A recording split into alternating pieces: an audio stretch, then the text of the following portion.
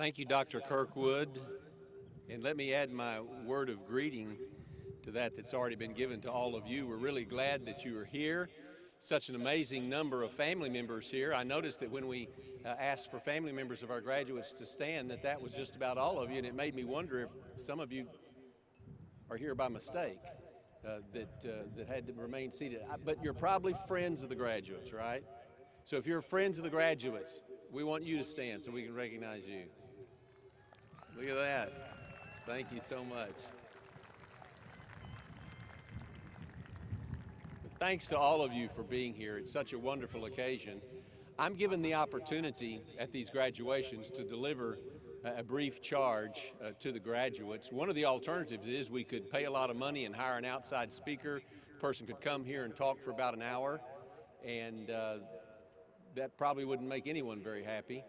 And the alternative is that I give a brief charge to the graduates. So I've always gotten overwhelming support, particularly for that brief part of the mandate. So just remember how cold all of us were a few months ago when the Arctic blast hit, and we'll be thankful for this. It's true, as Sierra mentioned in her prayer, that this group of graduates, you could say, started with a flood a few years ago, and they've punctuated their college experience with a pandemic.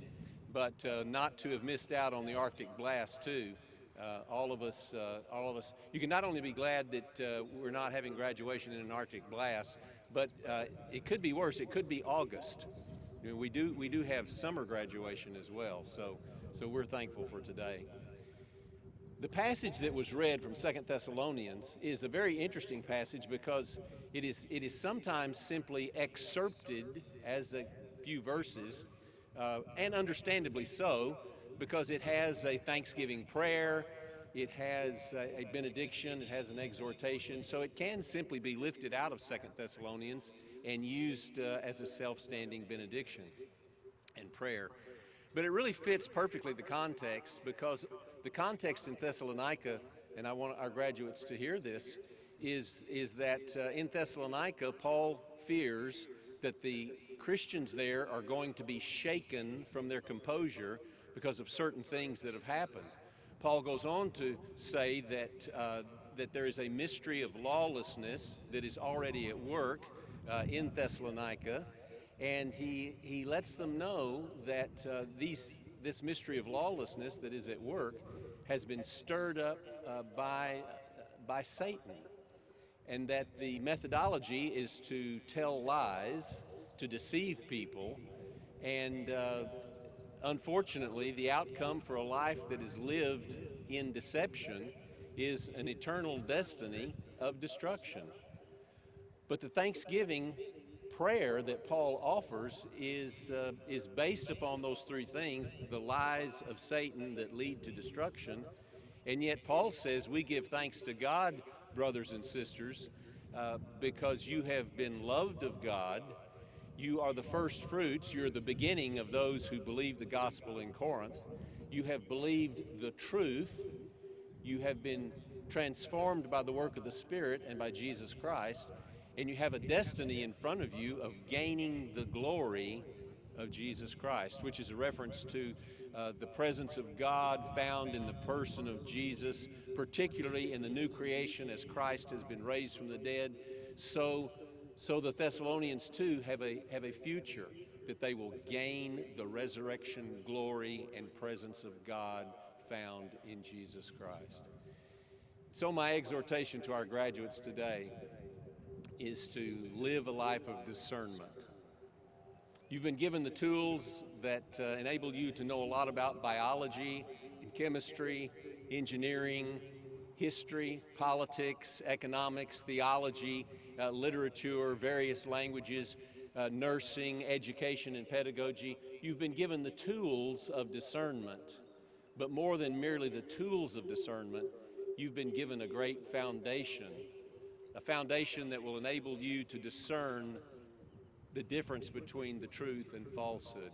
Just as the Thessalonians were living in a culture that was animated by the powers of darkness and was selling them massive lies about themselves, about what was going on in the world, so too our culture, it is sad to say, is promoting a wealth, a treasure trove of lies that look attractive but are in fact not consistent with God's truth.